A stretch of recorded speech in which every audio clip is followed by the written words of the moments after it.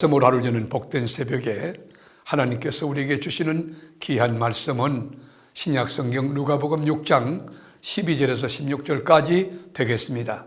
온라인으로 동참하는 교우 여러분도 다 함께 성경을 펴주시고 같이 말씀 속으로 들어가 보실까요? 이때에 예수께서 기도하시러 산으로 가사 밤이 새도록 하나님께 기도하시고 밝음에 그 제자들을 부르사 그 중에서 12를 택하여 사도라 칭하셨으니 곧 베드로라고도 이름을 주신 시몬과 그의 동생 안드레와 야고보와 요한과 빌립과 바돌로메와 마테와 도마와 알페오의 아들 야고보와 셀롯이라는 시몬과 야고보의 아들 유다와 예수를 파는 자들 가룟 유다라. 아멘. 예수님께서 밤이 맞도록 기도하셨어요. 간절히 기도하셨어요. 그리고 12 제자를 선택하셨습니다. 그런데 12 제자의 그 이력서를 살펴보면 그 면면을 확인해 보면 무슨 업적이 있거나 화려한 스펙이나 커리어가 있거나 공적이 있거나 뭐 특별한 내용이 없어요. 이들은 주님과 함께 동거할 뿐 아니라 이 땅에서 주님의 양떼를 인도할 자들이며 양떼를 위하여 목숨을 버려야 되는 목자들인 것입니다. 14절부터 16절까지 보면 12제자들의 이름이 소개되고 있습니다. 20대에서 30대에 이르는 젊은 나이였는데 요한은 10대 후반으로 여겨집니다. 자신이 원해서 스스로 제자된 자가 하나도 없습니다. 모두 주님이 선택하여 세운 자들입니다. 하나님의 은혜를 입은 자들이죠. 베드로라는 이름을 가진 사람은 시몬입니다. 본래 이름이 시몬 벤 요하난인데 우리말로 요한의 아들 시몬이었습니다. 이 사람이 수석 제자입니다. 수제자가 된 것입니다. 예수님의 바로 옆 자리에 서기에 어울리지 않는 아무 스펙도 없고 내용이 없는 그런 사람이죠. 그 동생이 안드레입니다. 예수님의 첫 제자이며 자기 형 베드로를 예수님께로 인도하여 제자가 되게 한 사람, 그에 대한 특별한 기록도 없는 것이에요.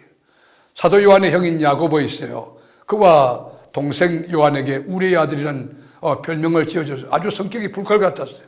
그는 12제자 중에서 첫 순교자가 됩니다. 그리고 사도는 또 하나 요한입니다.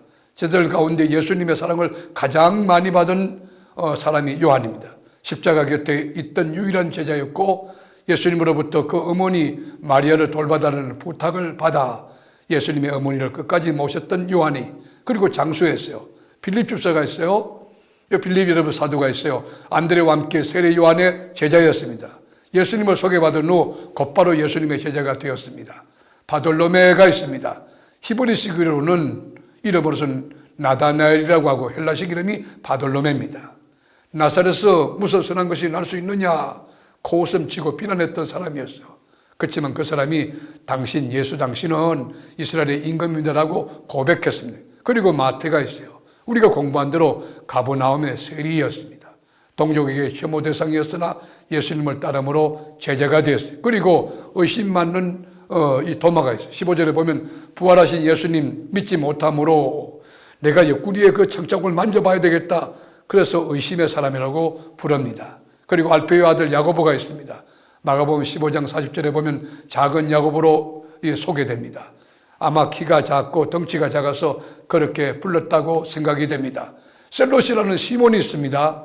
셀롯이란 유대인들의 독립을 위해서 로마 제국에 맞서 싸우던 사람들이에요. 품속에 단도를 품고 다녔던 사람, 응징의 대상인 세리인 마태와 함께 있었으니 아주 위험한 동거 아닙니까? 그리고 야고보의 아들 유다가 있습니다. 그는 작은 야고보의 동생이었어요.